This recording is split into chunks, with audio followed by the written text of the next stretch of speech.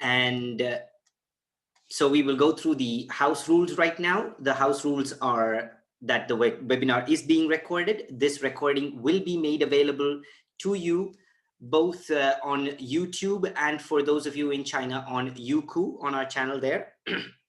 You can use the Q&A section. Those of you that have attended other webinars that we've held already know this, but if you're new here, please use the Q&A section to ask your questions. You can also comment on the other people's questions and your own questions. Keep a track of all the questions that are being asked so that you don't repeat questions. So that's the next point here. State your questions clearly with as much detail as possible and only once, so that we do not get repeated questions, and this reduces lead time so that we can answer more of your questions and keep the variety and the usefulness of our answers. And we will only answer relevant questions. We will not be wasting much time here today. We will not be answering any questions about admissions processes, documentation, scholarships, and things like that. We will focus on the program, the program's content, and what the program can offer in terms of an education, a future, a research possibility, and so on and so forth. Finally, please feel free to contact us. We will have a couple of slides at the very end of Matt's presentation, where we will show you the ways in which you can contact us, so that you can keep in touch with us or ask your questions that we may not have been able to answer during the session today. Without further ado, I would like to introduce to you Mats. Mats, please take it away. You can turn on your microphone and we can start talking. You can turn on your microphone. Your microphone is turned off, Mats. Mats, your microphone is turned off. Okay, yes, sorry. Thank you, Abhilash, for the introduction. I was just saying I noticed that my internet connection wasn't perhaps in top shape. Let's hope it works out for the whole presentation. Yeah, so my name is Mats Granath. I'm the director of the Complex Adaptive Systems program here at Chalmers. Yes, you're welcome to ask questions during the presentation in the Q&A, and I'll try to answer those. So let me start off by giving some idea of what is complex adaptive systems, because it's a little bit unusual title for a master program, perhaps, complex adaptive systems. So what does it mean? I think a perfect illustration of a complex adaptive system is the brain. So it's complex, and by that we mean well, a nice way to put it is that the total is more than the sum of the parts. So you have these neurons which constitute the smallest constituents of the brain, and when you add them up you get something very complex that can do things not expected from just looking at the parts. And of course it's also adaptive. It adjusts based on stimuli and evolves according to what you feed it with. Other examples of complex adaptive systems could be the climate, social networks, financial markets, or ecosystems. Returning to the brain, we don't study the brain per se in the program. It's really too complicated, and you need a lot of specialized knowledge to study the brain, but we can view it as an inspiration.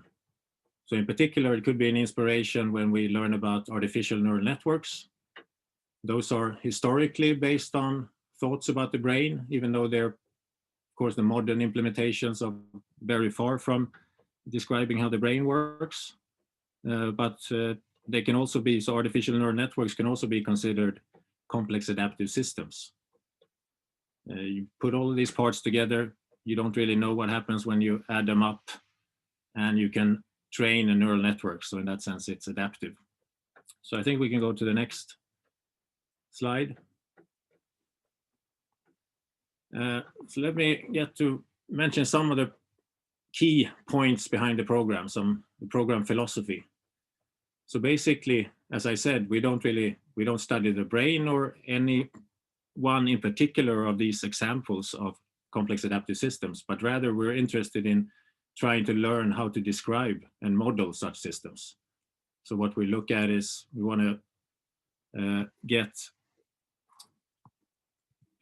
knowledge and tools to model and simulate complex systems. We want to learn how to use and build algorithms for analysis, optimization, and also machine learning, the thing I mentioned with artificial neural networks. Part of the program is actually to discuss and learn about complex systems that may occur in nature and society, even though we mostly view them as examples upon which to apply our algorithms and learn how to use our algorithms. And the fourth component is that, yeah, we want to use mathematics to get some theoretical depth of understanding. So an example of that, again, returning to the artificial neural networks, we don't just want to use TensorFlow or PyTorch to set up a neural network and train something for image recognition, let's say.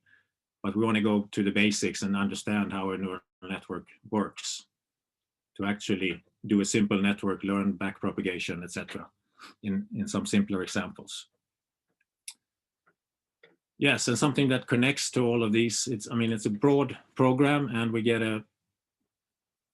the background of our students is very diverse, which really matches, I think, this broad theme of the program. So we have students from lots of different engineering backgrounds, ranging from maths and physics, mechanical engineering, mechatronics, computer science, and even engineering architecture. So we cater to many different backgrounds of students. So I think we can go to the next slide. Yeah, so now getting a little bit more concrete. So looking at the program plan. Yeah, so it's a 2-year program. We have 5 compulsory courses in the first semester and 1 course also in the second semester, compulsory. Added to that, there are then 7 compulsory elective or elective courses, and usually a 30-point master's project. You can also do a full year master project. So let me get into a little bit more detail on the compulsory courses, because they sort of prepare you for the rest of the program. So the compulsory courses, in the first, we start out with studying stochastic optimization algorithms and artificial neural networks. I mentioned artificial neural networks already a few times. For stochastic optimization algorithm, that's genetic, or let's say optimization algorithms inspired by natural systems. So they could be genetic algorithm, particle swarm optimization, or ant colony optimization, etc. In that course, we also have an introduction to sort of classical optimization algorithms. In both of those courses, we do most of the coding in MATLAB. And that goes for the whole program, in fact. So with those first 2 courses, after that, we have dynamical systems and simulation of complex systems. So dynamical systems describes, so that's a quite mathematical course, describing dynamics, so regular and chaotic dynamics, fractals, etc. And then the simulation of complex system is more a hands-on course, which looks into different methods for simulating complex systems. So agent-based modeling, network theory, etc. So the example there in the picture is of a social network, how to analyze that, for example. And then finally, computational biology, where we look at population, things like population dynamic, morphogenesis, how shape evolves in objects or in living objects, living animals and plants. Synchronization, so the example in the image there is of synchronization between fireflies, how they synchronize to flash all at the same time. So again, also, as I mentioned early on, this course, we don't really learn biology, but we we use biological systems as interesting examples upon which to apply our knowledge about how to mathematically model, or to learn how to mathematically model these types of problems. Okay, we can move to the next slide. Yeah, so after those 5 compulsory courses, then the floor is basically yours. You're free to choose courses from many other different master programs. So we have some of our own courses, for example, into robotics. We have courses in information theory for complex systems. We have a course in game theory and rationality, humanoid robotics. But then you're also free to pick courses, as I said, from other master programs and really make your own profile. Build your own profile by selecting courses. So we have some, what I'm showing here is just some outlines or suggested courses that could be combined to make one of these profiles into, for example, physics and statistical physics, robotics and adaptive systems, machine learning and data science, or computational biology, systems biology, and one can imagine other types of profiles as well.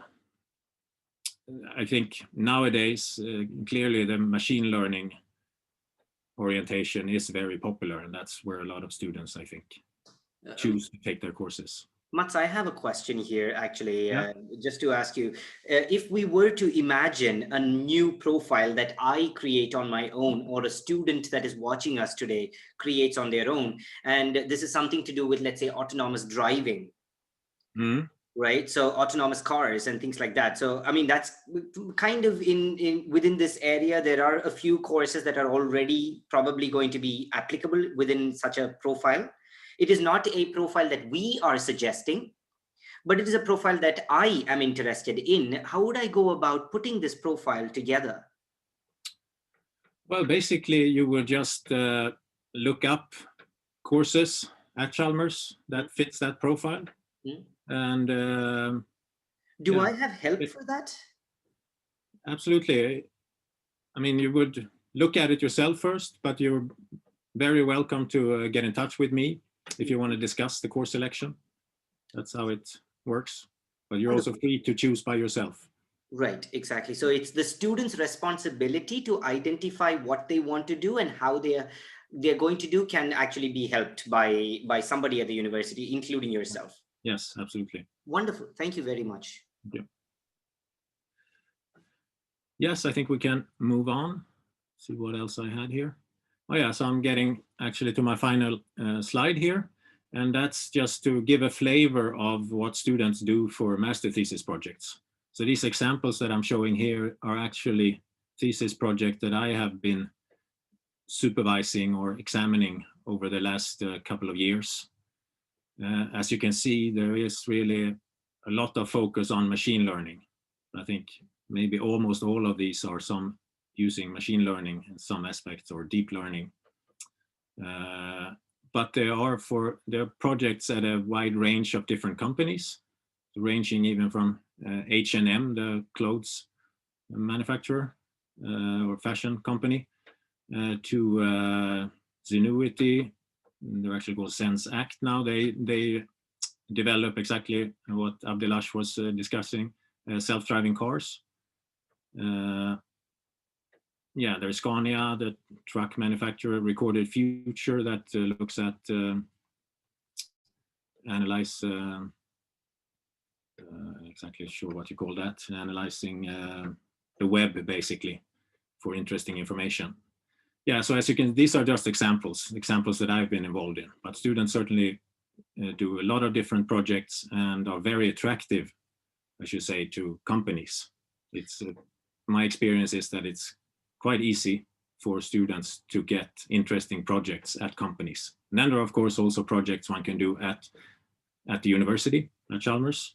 And so I have one example there, which is my own project, working on quantum computers using deep reinforcement learning, error correction. Yeah, there's all kinds of opportunities to do interesting things in this program, and students really do interesting things. And of course, yeah, it's a natural step to perhaps do a project at a company in order to get into the system and then apply for a job in one of these companies. Right. I have another question here, actually, Mats, if I may interrupt you. During this slide, you said, okay, a lot of these projects do have a machine learning aspect in them, if not are based on machine learning. And in a previous slide, you have a statement at the bottom that's got an exclamation mark on it. CAS, as in complex adaptive systems, is not purely data science ML. Yes. I'm going to take us back to that slide just to point it out right over here. It's very good that you asked this, because I forgot to mention it. But it should be, yes. So I think it's important. I mean, even though in practice, it is the fact that, I don't know, nowadays, 80-90% of master thesis projects are in machine learning. But if you want to start the complex adaptive systems master, yeah, you should at least have some interest in other aspects of complex systems, because you will have to take some courses. And I think it's actually very good not only to focus on machine learning and take 2 years of machine learning courses. Right. Here you get a little bit of a broader perspective on things. Right. You learn about other types of problems and systems that you might find interesting that you didn't know about before.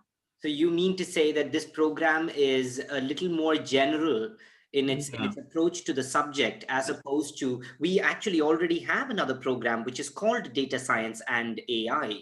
So, and that is the one that is actually focused on the subject of data science and machine learning and artificial intelligence, when complex adaptive systems looks at systems in general and the complex systems that are all over the world, and tries to, and in nature, and tries to model them. Yeah. I mean, we have our perspective, I would say. I mean, this program started at the physics department 20 years ago. So it comes from natural science. Right. Now it has perhaps evolved more towards data science, but it still has its foundations there. Right. And so therefore the data science or the ML aspect of it is more because of this of the way the choices students make, not because of the program itself. To some extent, although I mean the course in artificial neural networks, we had that 20 years ago when no one was interested in artificial neural networks. Wow. So in that sense, we were very early.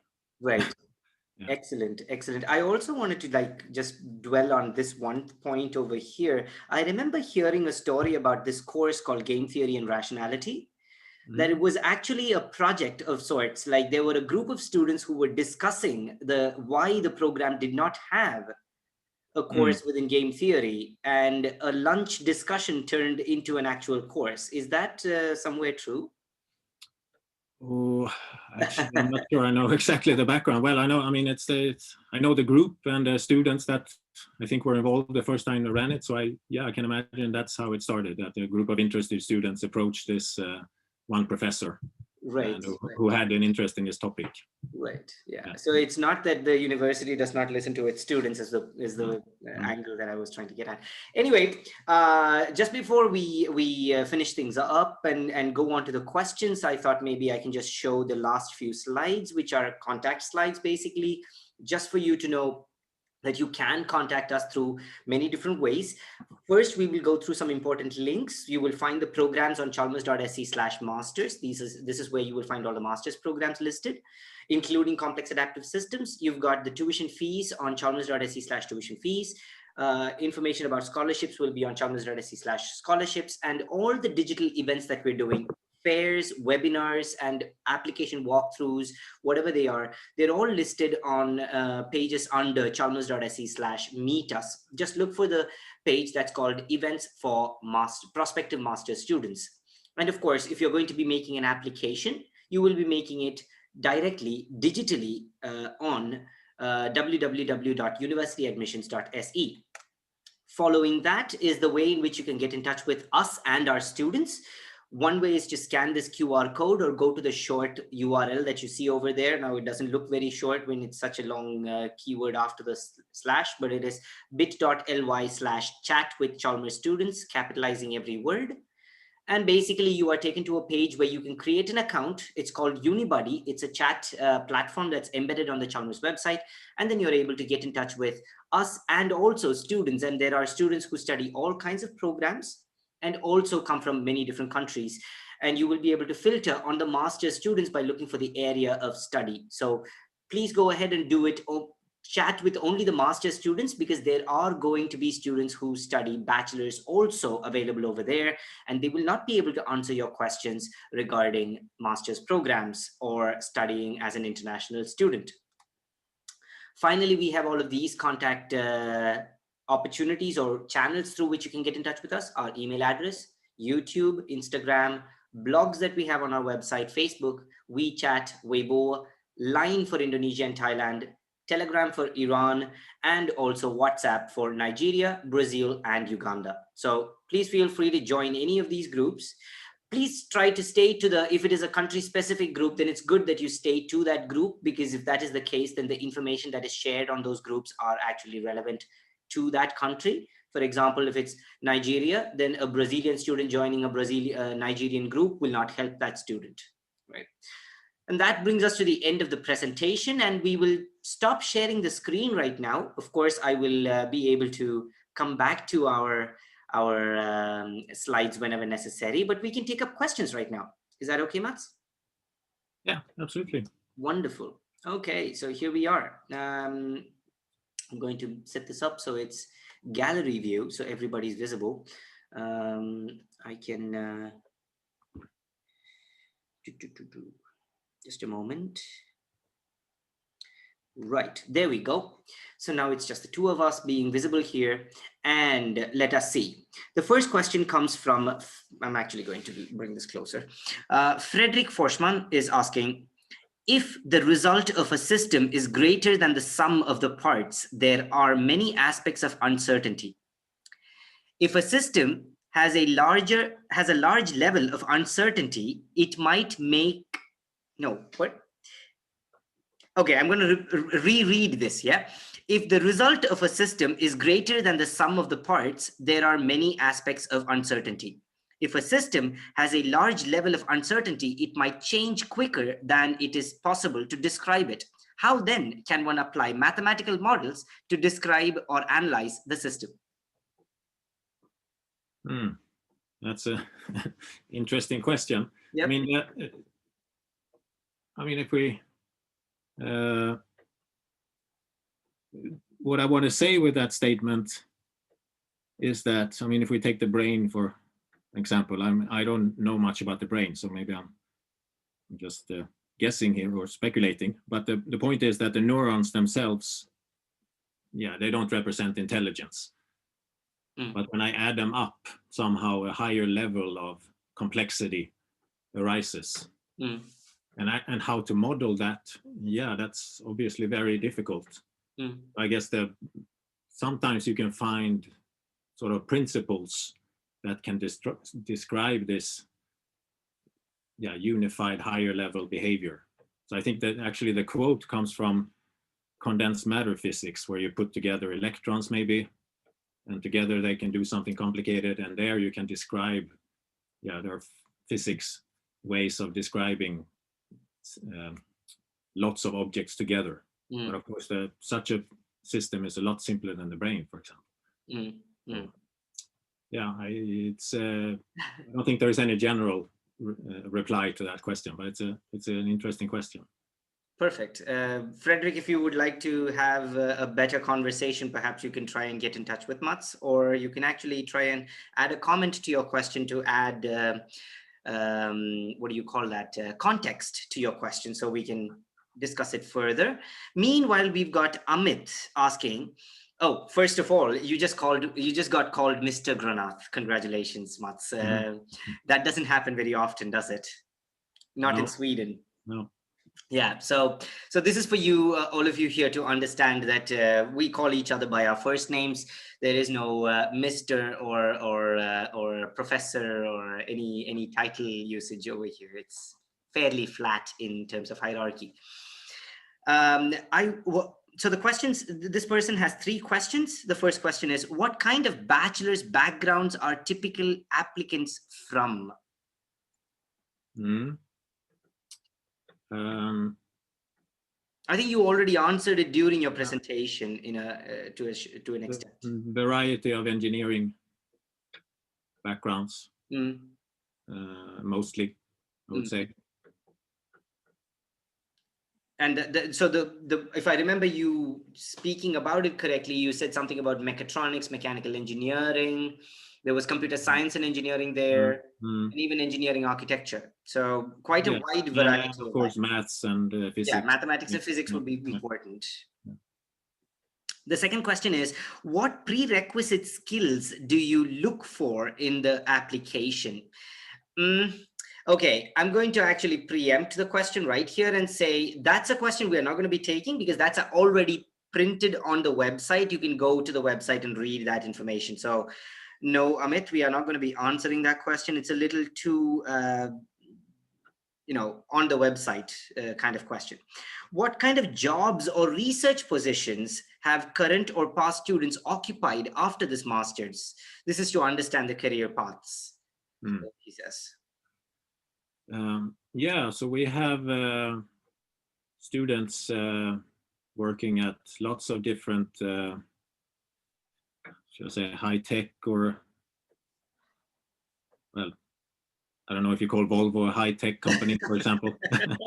But yeah, I mean, lots of companies in the region and abroad. I mean, I think the examples from the thesis projects that I presented are sort of good examples of places where students actually work. Right, exactly. Graduate. Yeah. It was right here, right? I'm just going to go quickly. And yeah. Probably didn't have Volvo on there actually, but we no, yeah, exactly. Yeah. You have working both at Volvo cars and Volvo trucks. Yeah. So there's quite a lot of different kinds of companies. Yes. Yes. But a typical career in after complex adaptive systems, would it be in terms of modeling, simulations? Is that the kind of career that you're looking at?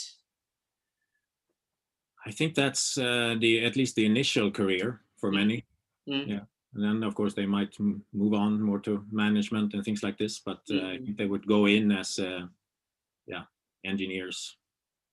Right. Engineering problems. Yeah, or data science related things. Right. Yeah, and the second question, I guess there was also a question of research. Yeah, exactly. Research positions, jobs or research positions. Yeah. I mean, we do have, I would say, I don't know exactly the numbers, but I would guess or estimate that maybe 80-90% go on to do work at companies, and then maybe 10 or 20% go on to a PhD position in various different fields, then ranging from physics, maths to data science. Right.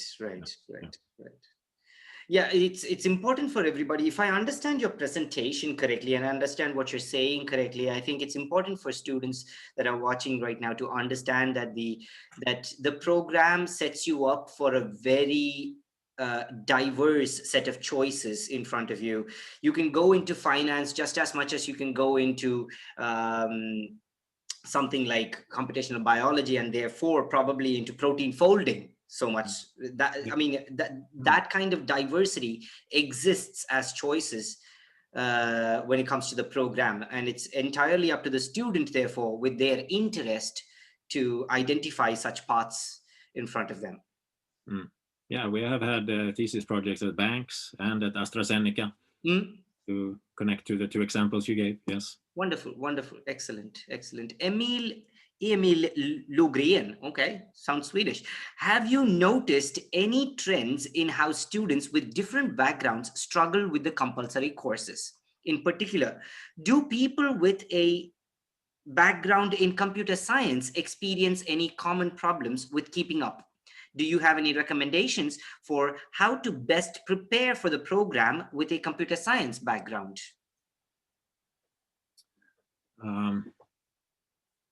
I think if you have a computer science background, it's quite problem-free generally. There are some students that come in maybe with without, let's say, multivariate analysis. That's a nice course to have, even though it's not mandatory, let's say. I think you would probably read that at computer science. If you're a little low on maths, then you might struggle a little bit. And if you haven't done any programming in MATLAB before, well, that's really a requirement that you should have at least one course or as part of other courses. But of course, if you come from computer science, that's not a problem with the coding. Of course. I'm wondering whether the student is I forgot his name already. Emil is referring to computational biology, perhaps. Is it possible that he's referring to that? Yeah, no. I mean, there's certainly no biology background required for that. Right. There is some physics intuition maybe that goes into, I mean, most of our teachers for the compulsory courses have a background in physics, even though they maybe are not doing physics anymore. So I think there is some intuition. So if you have physics, that might be an advantage. It might make some things a little bit easier to grasp initially. Right. But it's not necessary.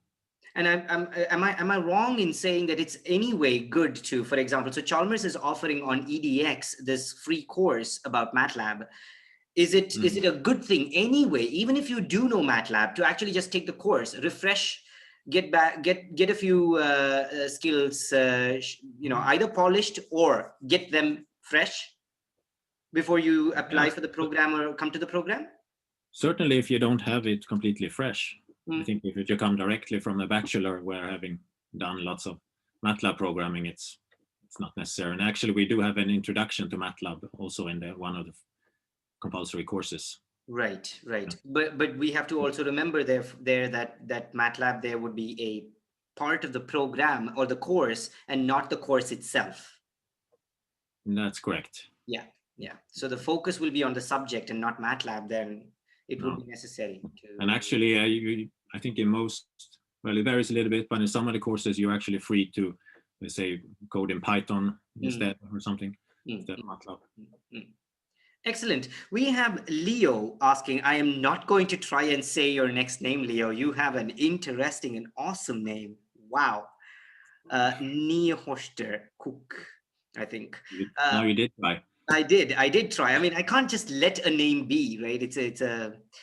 Do you have a significant overlap with the social and or cognitive sciences? Example, social simulation, computational cognitive models? I mean, there is some of the, I think, social simulation in the simulation of complex systems course.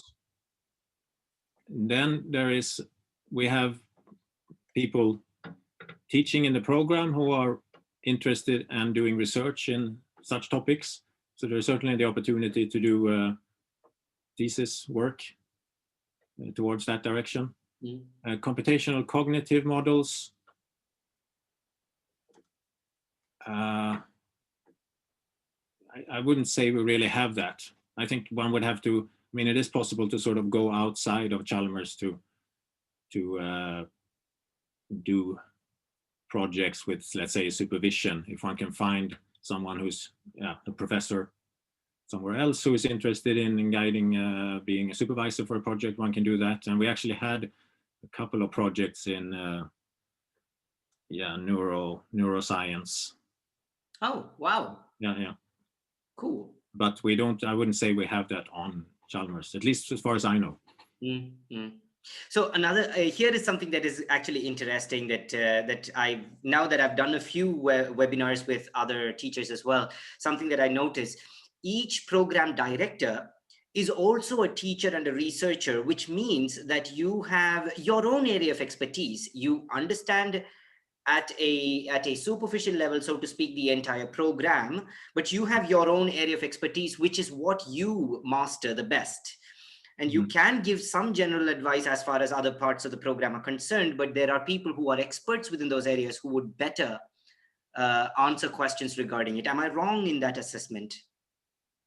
No, that's correct. I mean, our teachers, I think, are the experts, teachers of other courses that you may not take. You can approach other teachers as well.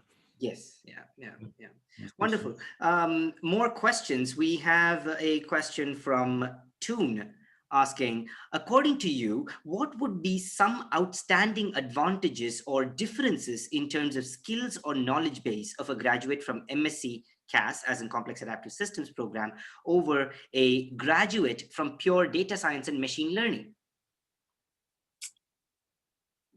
So what would a student have as an advantage if they graduate from the CAS program as opposed to data science? Yeah, so I guess that's what I tried to touch on before. I mean, that you do have this a little bit broader background. You have seen sort of complex systems in general.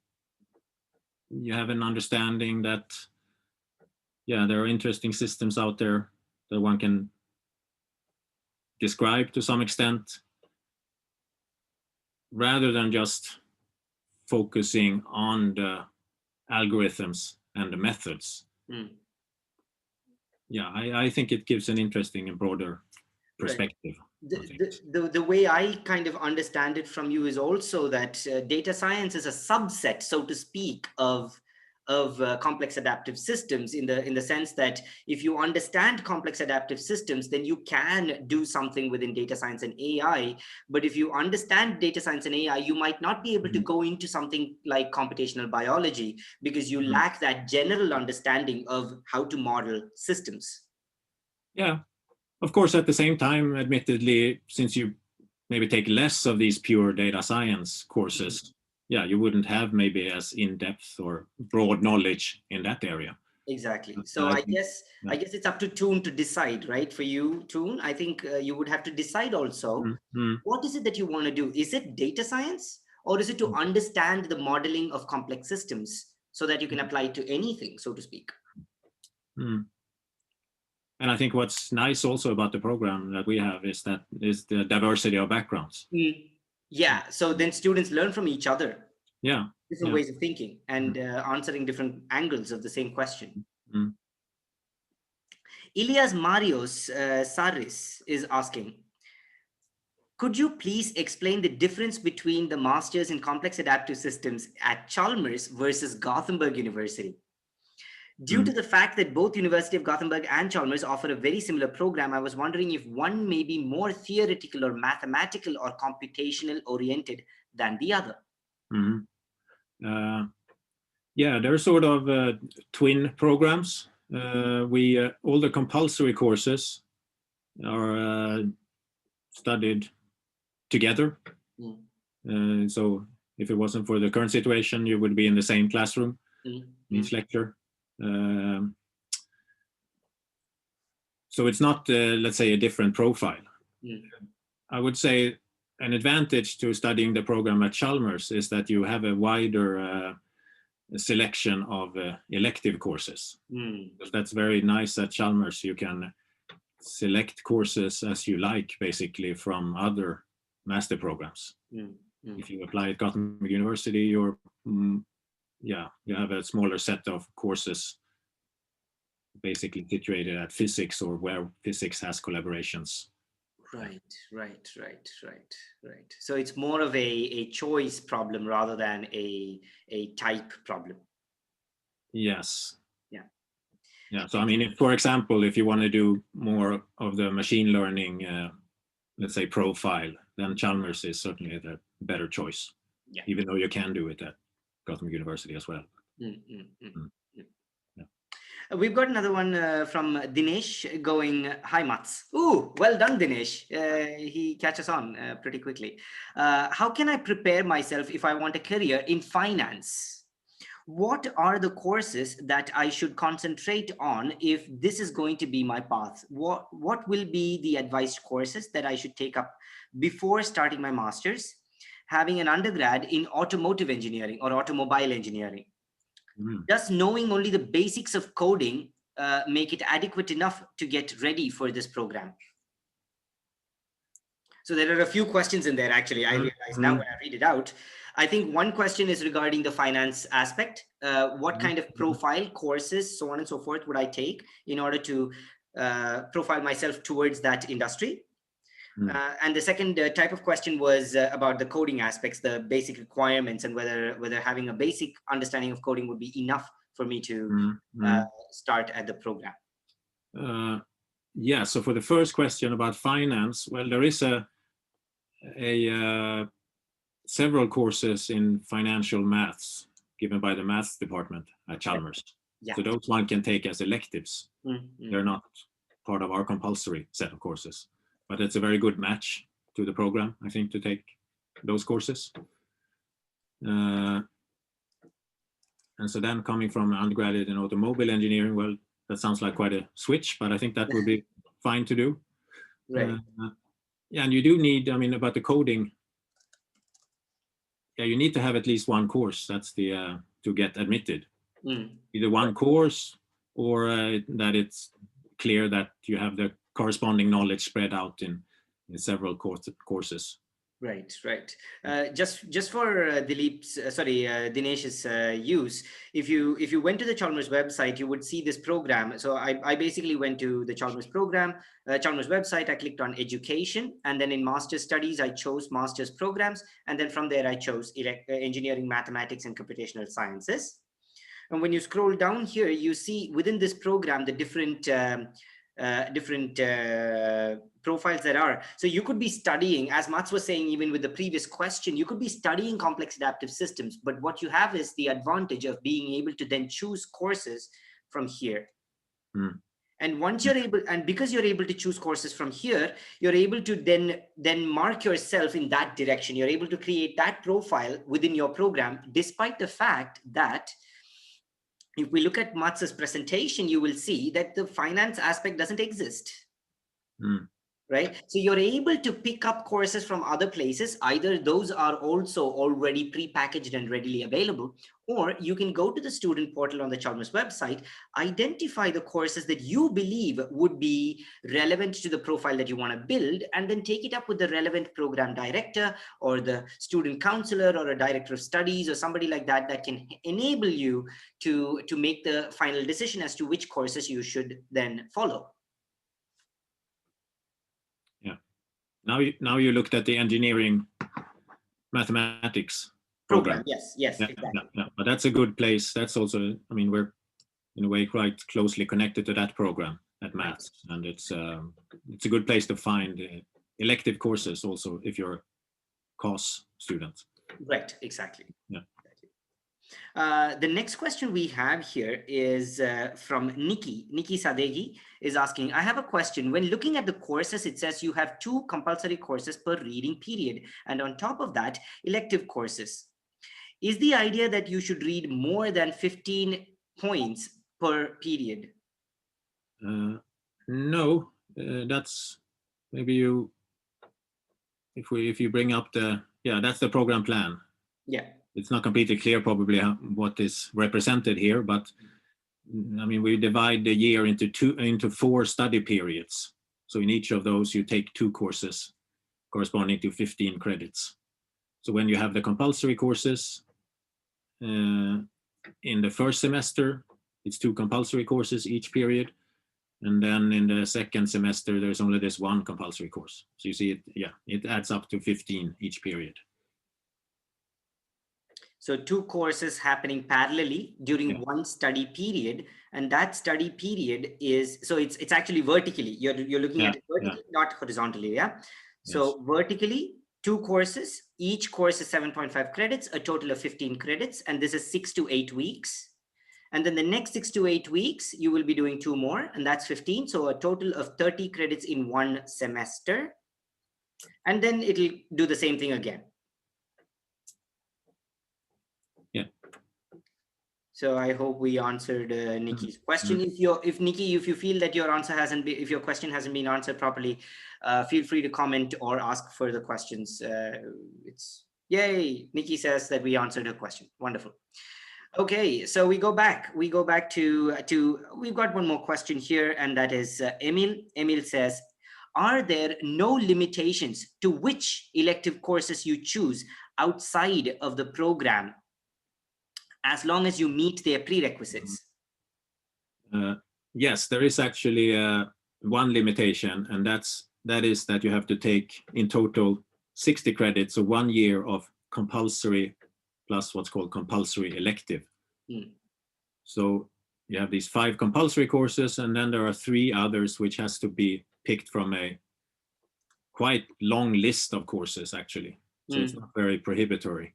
We have a wide list of courses that we think that we have designated as compulsory elective. Right. So there are maybe 20 courses out of which you have to pick 3. And then in addition, there are these 4 completely free elective courses. Right. Yeah. And these courses that are shown over here are just a subset of those courses, am I right? Yes, that's just a subset. And most of those, I think, are within the compulsory electives. Right. So they would count.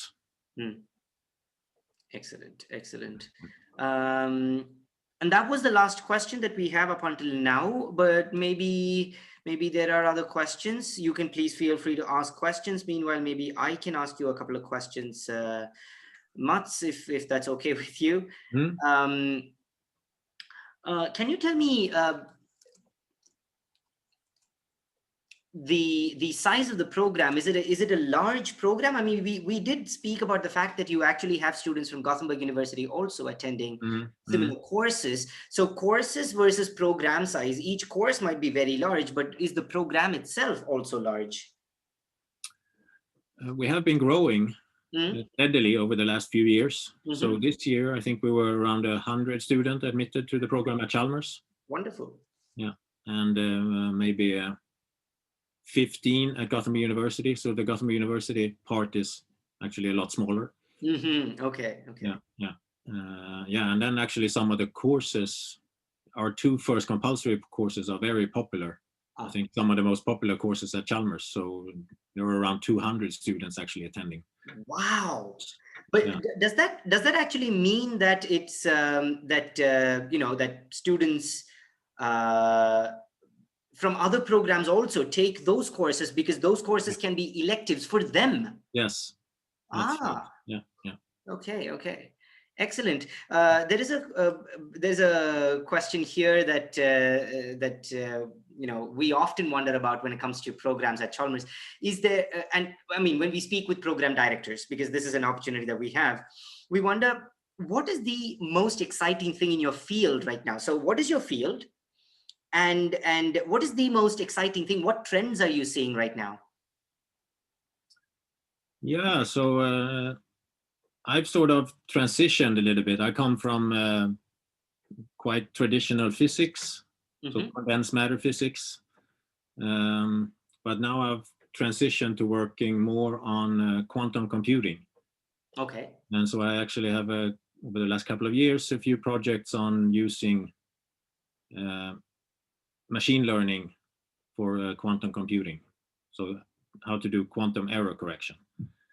And so, of course, I'm not going to talk about what I do myself, but I think that's a very exciting field, quantum computing, and maybe also connected to machine learning. So there is this area called quantum machine learning, which I think to some extent is still a little bit not completely well defined, but there are ideas of maybe how to set up a neural network on a quantum computer. Wow. And the problem is I don't think anyone knows how to actually train that with a neural network. Yeah, but then the quantum computing, of course, is really exciting. Google recently had demonstrated what they call quantum supremacy, where you can use a quantum computer to do something that a classical computer cannot. Yeah, and then of course in the machine learning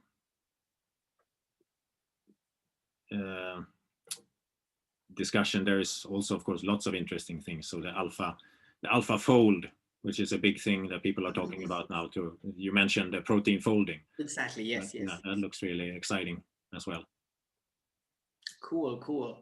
Yeah. Are there areas within the complex adaptive systems field that you see being, this is going to be something that's huge? I mean, quantum computing and machine learning, of course. Yeah. Are there other similar fields that are? Yeah, it's such a broad field, so you really need to, I think, yeah, you cannot really describe it as a field because it's really disjoint topics. There's a question here from Emil, actually. Are there any plans on changing the contents of the program in the near future? Not any plans at the moment, no. Yeah, because basically what we're teaching right now is still relevant and is still useful for the future. That's why, right? Yes, that's what we think. Cool. And here's another question. So some of the programs that we speak with usually tell us about the fact that they've got some kind of industry connection and that the industry is part of the dialogue as to what kind of courses are taught or what is included in a course and what kind of skills are being trained and things like that. Is there an aspect of that within the program here? No, not really. I mean, we think of ourselves sort of as a basic science program, I would say. Of course, I mean, we do have this quite close connection with industry in terms of the master thesis project. Right. It's not really formalized that, the industry has any direct influence on the program. Once again, referring back to the fact what you were saying, that they are disjointed fields which basically come under this umbrella of complex adaptive systems. So maybe it's not possible to actually have one group of companies or one company helping us or directing us or anything like that. What other things can we think of? We've got 9 minutes to go, and we've got, here is Sultan asking, let us see. Can you give a few examples of some master's thesis by CAS students or the latest research at Chalmers in the field of intelligent robotics? So in the field of intelligent robotics, it's not really my area of expertise, but I mean, we do have students doing projects. Well, we have a group which has several courses in the program on autonomous robots. There's the humanoid robotics. So I know that they work with those things. I think nowadays they're doing more towards the autonomous drive and things like this, rather than intelligent robotics. Right. Yeah. I'm trying to find the page for the department so we can show them the group. Yeah, that's the group of Matthias Wade. Right. Let us.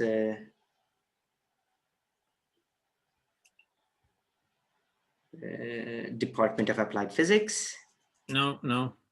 It's the Department of Mechanics and Marine. Okay, so it's M2. Right. Okay, so let's go. So I'm going to now share my screen for you guys, and I'm going to show you how I'm navigating the Chalmers website once again. This is something that we do very often here, right, during our webinars. So we go to we go to research.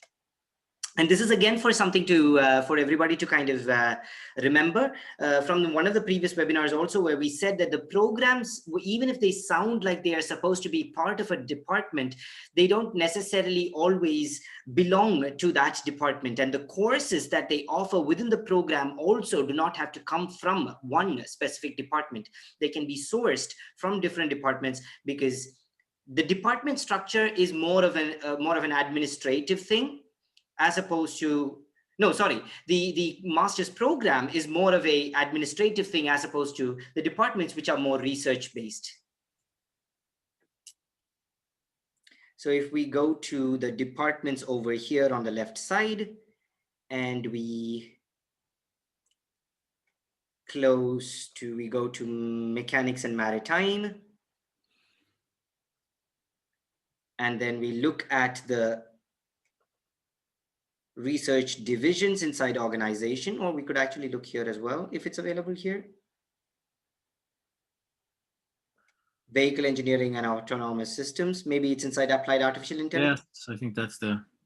So we go to applied artificial intelligence, and this is where you will find all of the work that is being done towards intelligent robots. Yes, exactly. Wow. There it is, right? And you've got the contact information of the different of the people that are of this. This is Matthias. He's the head of the group. But you also Yes. have the contact information over here as well. Yeah. So he gives the first the stochastic optimization algorithms, and he also has one of the electives, intelligent agents. Perfect. Excellent. Excellent. So we know that people that are experts within their fields are the ones that are teaching us. Yay. Emil is asking us, what is the rationale for including the information theory for complex systems course in the physics profile? I actually think I put it in one of the other profiles, but the teacher insisted that it was put in a physics profile. Teacher, Professor Christian Lindgren, he has a physics background. Right. So, I mean, it is an information theory of a complex system, again, with sort of a physics, I think, perspective.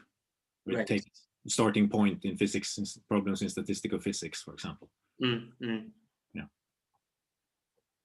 So yeah, Emil, it's not an information theory in computer science course, but it's also right. Simon asks, would you recommend this program for students interested in studying the brain at a systems level? And have you had any previous students who went on to work in computational neuroscience? Yeah, so the second part of the question, yes. We had a couple of projects, master thesis projects in computational neuroscience. There have been collaborations with other departments. There was also one project, I remember, sort of not only computational aspects, but actually experimental work with Karolinska Institutet in Stockholm. Cool. I don't know if any of them went on to do PhD studies, actually, in the field.